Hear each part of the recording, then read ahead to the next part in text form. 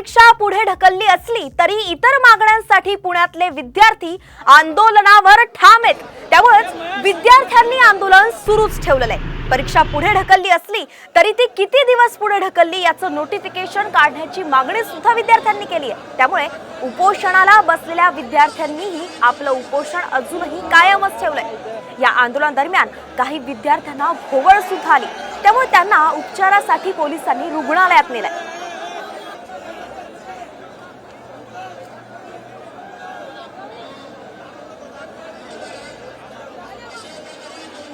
संपलेला नाही, सरकारने ना विनंती लवकरच्या लवकर सर्व मार्गी लावावी। आमच्या तरी माणसांना काय झालं तर सरकारला आम्ही सोडणार नाही। आमची जी मागणी होती त्यातली कुठलीच मागणी सरकारने मान्य केली नाही। नोटिफिकेशन फक्त जे काढलंय ते पण अर्धवट काढलंय, तारीख सुद्धा कळवली नाही। कृषीच्या 258 जागा ह्या जाहिरातीमध्ये ऍड करणार आहेत का वेगळी जाहिरात काढणार, कुठली स्पष्टता नाहीये।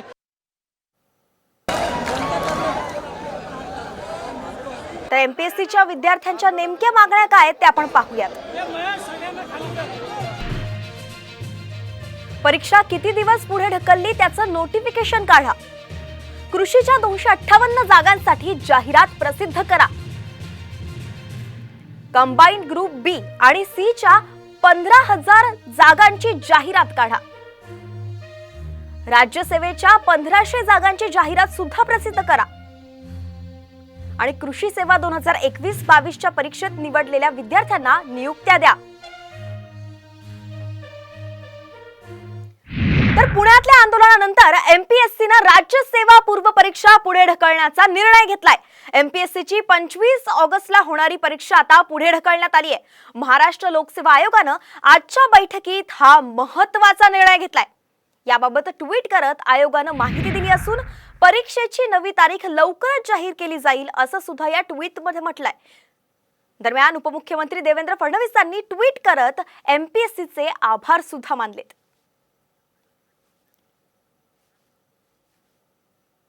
काय म्हणालेत फडणवीस पाहूयात। एमपीएससी अध्यक्षांना मी विनंती केली होती, विनंतीला मान देत विद्यार्थी हिताचा त्यांनी निर्णय घेतला। अध्यक्ष आणि सर्व सदस्यांचा अत्यंत आभारी आहे असं ट्विट देवेंद्र फडणवीस यांनी केलंय।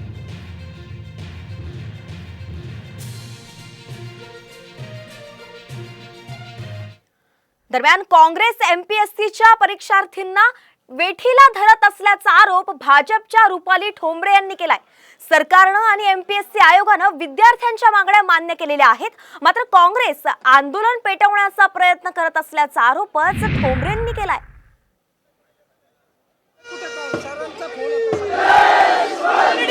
सुरू झालेला आहे, विद्यार्थ्यांनी त्याच्यात तेवढे सुज्ञ समजून घेतील आणि विद्यार्थ्यांना मुद्दा समजला तो कळल्यानंतर ते इथं जातील, त्यांच्या मागण्या पूर्ण झालेल्या आहेत। मी सरकारमधले असून सुद्धा याच्यामध्ये आंदोलनामध्ये विद्यार्थ्यांना सहभागी होऊन ती त्यांची मागणी पूर्ण केलेली आहे। आता जे वेठीस धरतात ते काँग्रेसवाल्यांची लोक वेठीस धरत आहेत।